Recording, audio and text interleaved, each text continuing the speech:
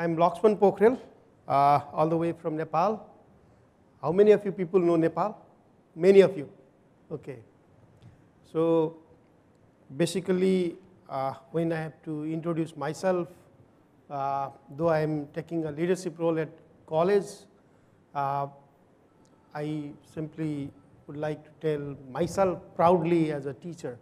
I started my first career as a teacher in one of the schools in Nepal, and till now the same profession is with me. I'm with that profession, and proudly I say I'm a teacher. Okay, so thank you World Education Congress program organizing team for organizing such a wonderful event and inviting me to share some of my experience that I have learned during my this teaching journey, and I'm going to talk regarding this some theoretical concept and then some of the practices that I have been doing as a teacher, as an experiential learning practitioner at my profession. Okay, it's my college that I represent right now. Basically, my learning and my profession is going side by side. Till now, I'm not a doctor, but I'm in the process to pursue my PhD at Lincoln University. Going through my academics, it's like a mix of everything. Right? So I've gone to IT, I've gone to management, I've gone to development studies. So different areas of acquiring knowledge. But right now I'm focusing on running a college that imparts the education in IT and management business. So as I said, I am a teacher. So in the beginning we had a storytelling. Let me also share my brief story of being teacher. When I was studying my bachelor's level at Tribhuvan University, Nepal, so I was studying computer science. I was in the second year, I think.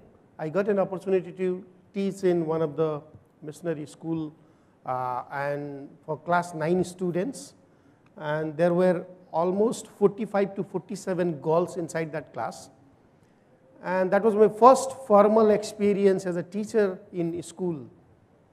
And that could not last for even a month. I was out of that school. I was okay with the subject matter, but I could not control the class. I could not cope up with the girls inside the class. So going out of the school, I had guts to become a best teacher and recognized within the country or around the world. So with that, I started my another teaching journey somewhere in other schools, and I almost worked for more than 10 years in schools, spent my teaching career. Then I gradually upgraded to the college and university education. And right now I've got 3-4 awards as a best teacher. The person who was failed in his first job as a teacher, but I didn't quit that. And today I'm also here because I'm recognized that I'm leading somewhere in somewhere in the world, some part in Nepal. So thank you everyone for listening to me and having here. So also, a part of teaching, since I teach business, I teach entrepreneurship to the students. So why not to do myself entrepreneurial journey? Then I started some of my businesses. I'm running 4-5 small businesses. So which is also not only earning me, I'm learning from there, and I'm guiding students that what they can face when they go in the entrepreneurial or the business journey. So this is my brief background. Now let's come to the main agenda for today, that What makes a good teacher?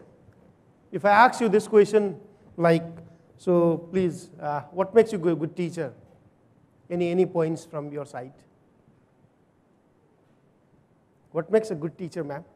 What comes in your mind? A single word or the diagnostic person. If you can diagnose well, then you can become a good teacher. You have to understand your students. Okay, good. Heart. We all have heart. Balance. Okay, great. Anything else from the back side? Sense of humor. Yes, ma'am. Okay, thank you. Yes, there might be classroom management. There might be, you must know about the subject matter, test scores, caring and supportive, and so many things we can come up with. But in my experience, in my journey of teaching, what I have concluded is, the first day when I entered into that school where I failed to teach or continue my job, I was without any experience of teaching. The best thing that makes you a good teacher is the experience. So for us, if it is experience, but if experience is going to make us a good teacher, then why not with the students? Why not with the learners? So learners also need experience-based learning. That ma'am talked about the storytelling and collaboration, so many things. So they're doing in their schools in Dubai. So all these are things, all these are simply gaining some experience to the students. So I want to relate this with the experiential learning. So to become a good teacher, you need to have experience. If you teach for many years, 1 year, 2 year, 3 year, 5 year, 10 year, 20 years, then with that teaching experience, you can manage your students, you can touch the heart of your students, you can know everything, how to manage the students, so how to be a good teacher, how to do the classroom management. Okay?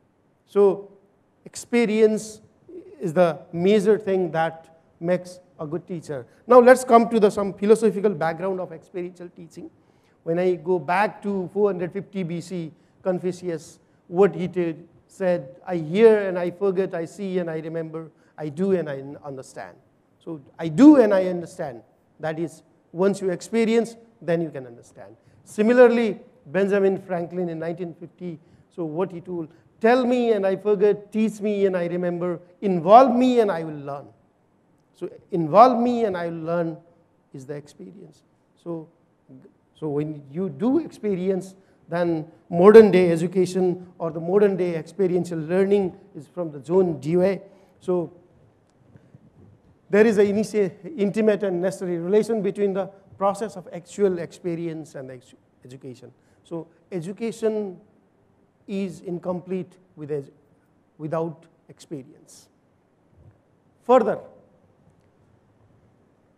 again, how do you learn? How do you learn? We learn, we are all learning here. I'm also learning here. This is also one process of learning. We have a book. Ma'am has written a book, storytelling. So from that book also we learn. After some session, we may have lunch, networking lunch. During that also we'll be learning. We traveled from the different place to come here. During that time also we learn. So there are many ways of learning. Okay? Many ways of learning. Let's remember something. How learning happen? How do a child learn not to touch a fire? How that child, small child, learn not to touch a fire? When anyone touches a fire, it burns. But how that child learn? The first he or she touched the fire. Then they got burned, and after that, they learned that not to touch a fire. Similarly, child learned to stand and walk. See, child first started to walk. can't walk, falls down. Again, he or she sees the another person who is walking. That person observes that. Someone is walking, why I can't? Again, he or she starts walking. In that process, gains experience. How did we learn driving? Did you learn driving reading the books? Or holding the steering? The books, learning from the books is also part of learning. But again, only that is not sufficient. You have to go and hold the steering. How do you learn swimming? Again, without diving into the water, will you learn swimming? Again, not possible. Similarly, how humans learn to eat cooked foods. Let's go about the centuries and years back. When the fire or the invented, or the people, they know that fire is there. At that time, so they were eating the food without cooking, uncooked foods. So when they learn there is a fire, fire produces heat, heat can cook a food. In that way they learn, they experience the things. And with that experience, they started cooking the food and having the cooked food. That is everywhere, everything that we see, it's all about experience. Once we experience, the learning immediately happens. So we can come up with the two basic assumptions that how do we learn. So people, they learn from the immediate and here and now experience, or as well as book from the concepts and the books, or you can have different learning styles. So I used to have, when I was studying in school, I used to play radio. When I was preparing for the exam, if there is not radio, then I could not study. I need radio. Some music need to be there, and then only it facilitates me to learn. That is my learning style. So it may differ according to the different categories of the people. So that may be different learning style for the different person. But so either we can learn from the experience or the books or the concepts that we have. Now let's, you might know about this theoretical background. So let me highlight this. So being a teacher, at least we must be aware about the theoretical concept background of what our literatures is written. And so experiential, when we talk about the experiential learning model, so it's for, the model is given by Call in 1984, so which is simply also known as a experiential learning cycle. It has 4 different stages of learning. So starting from CE, RO, AC, and AE, and goes in a cycle. So anyone can be in anywhere in the cycle, and must follow the format. So first, concrete experience. So once you go and experience the thing, then the learning starts. So first you have to go and do the actual experience. Then learners have to, and then after you experience, you reflect on what you have experienced. And after reflecting, you have to think, okay? So abstract conceptualization. So, and after conceptualizing or the thinking of that, you go to the active experimentation, or you do the things. What you have learned, so after you that, do the things, and this process repeats and repeats according to our respected Gall's theory of learning. So, like this model is further explained as a learning style. So how, like as we know, like where the students are, then we can guide them accordingly. Like this model also gives 4 different styles of learning. So diverging, assimilating, converging, and accommodating. So concrete experience about the feeling, because you go and do the actual experience, you feel. And reflective observation is you watch. So feeling and watch. If you are in between feel and watch, then your learning style will be diverging. So we have to focus our student on diverging part. Similarly with when student or the learners, they are in the words and thing, reflective observation and the abstract conceptualization, then our learning model, learning style will be assimilating. So then we need to ask a student to learn books, concepts, and so they won't be engaging in other things. They try to gather the knowledge from the books and the concepts that are there. And after that, when they go in the abstract, so think and do, so then there will be converging. So they try to act, do the practicals, experiment the things. And after that, when they go in the fourth quadrant, that is active experimentation and concrete experience, then it is of do and fail, where student will be, learning style will be accommodating.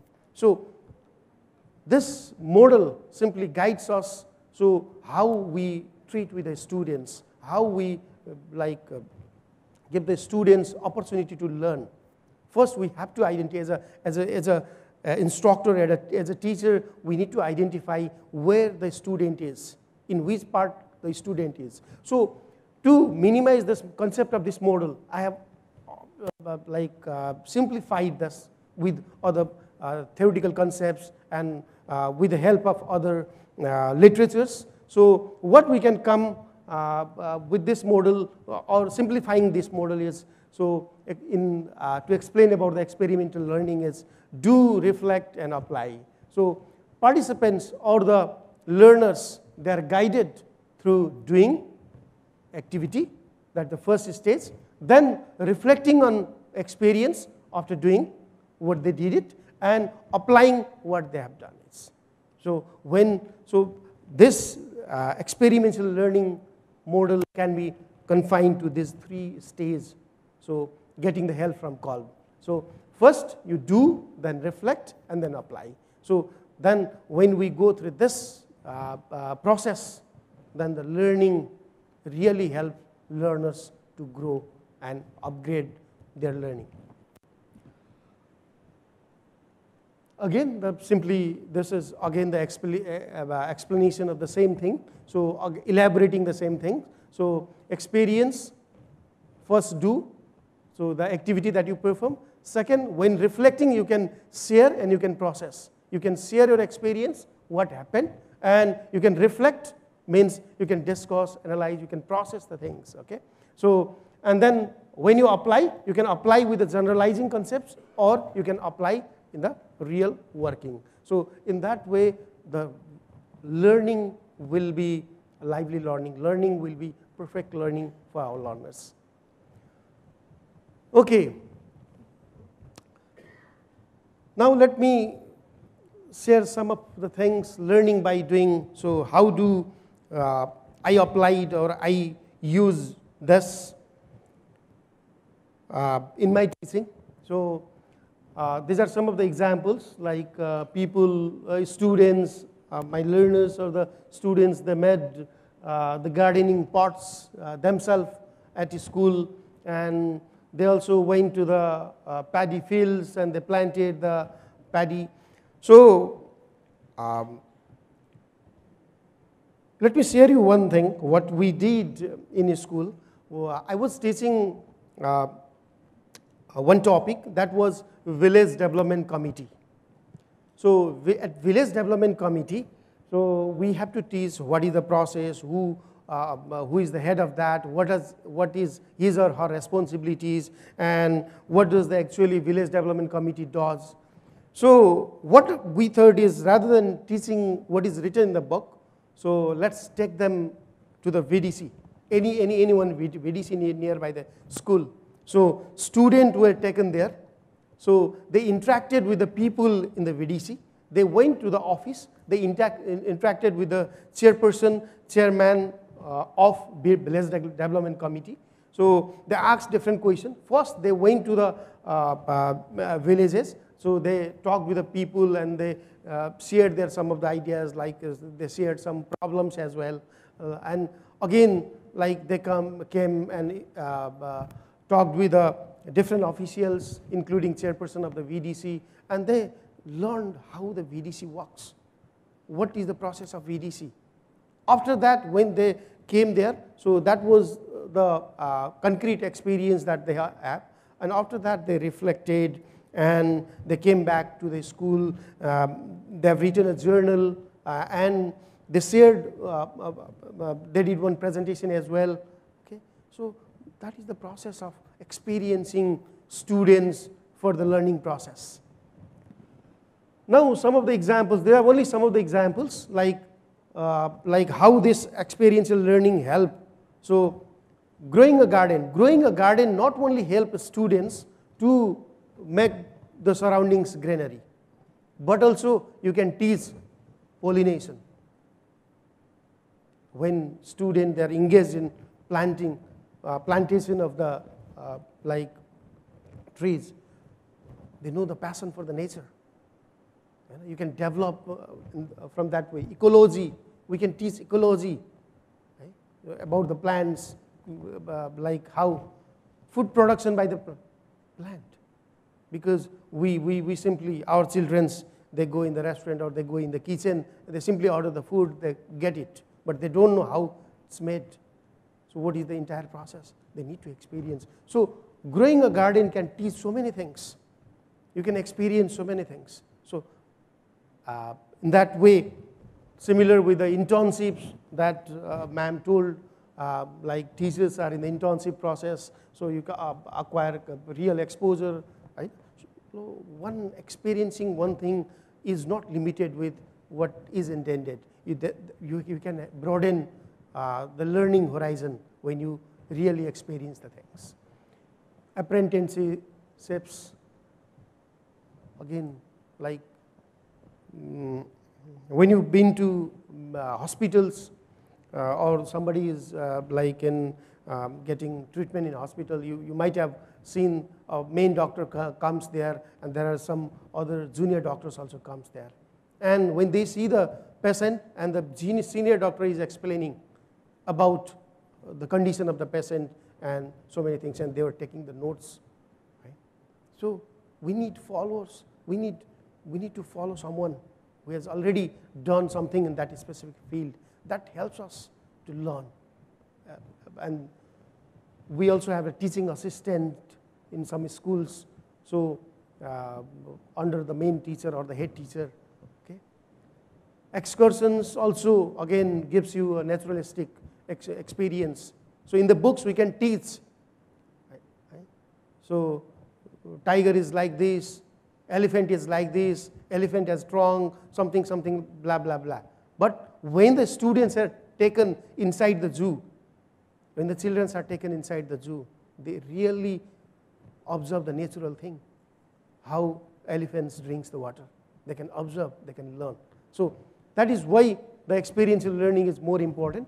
So let me conclude that how this model is helpful for learning process. So learning is best conceived as a process in terms of outcomes. So you can really get the outcomes of learning.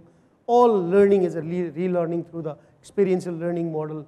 So resolution of the conflicts. With the conflicts we learn. With the conflicts we come up with the new knowledge and new things in the learning process. So it is the holistic process of adaptation of the world views. So it is also synergetic transformation of the different things because we engage in so many things. Okay.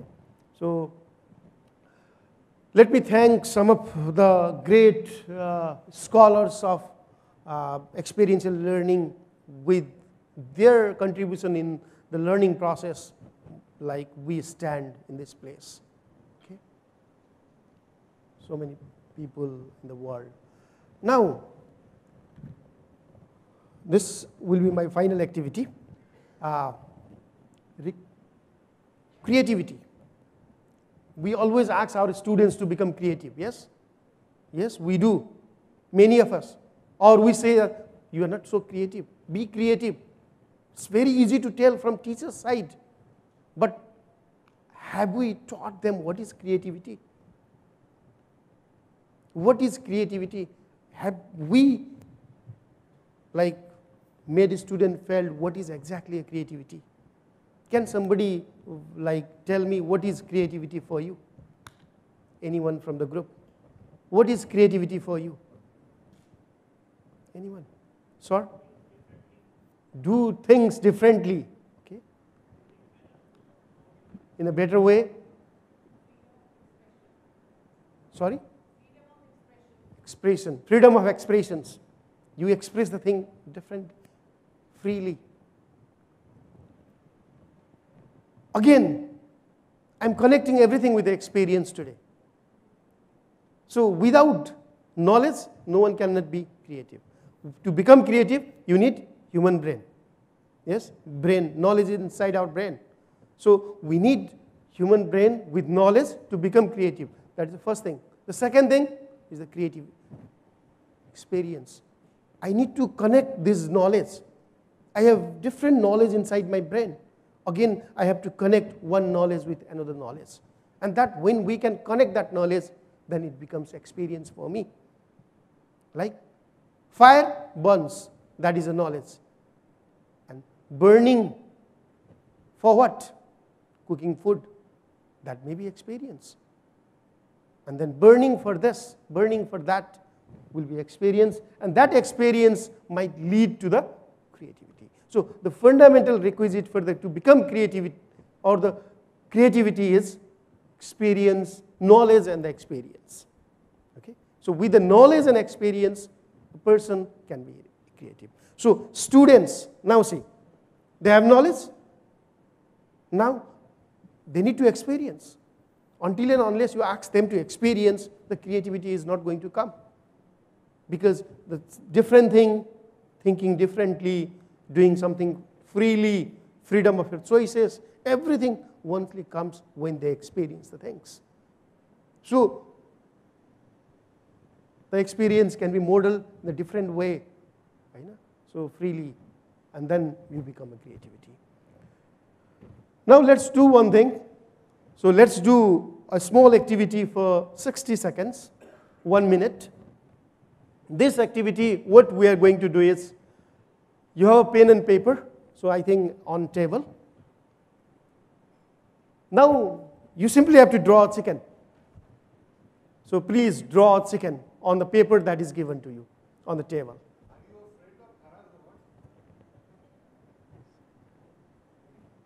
So, like he came up with this different idea, I am relating this with a different idea.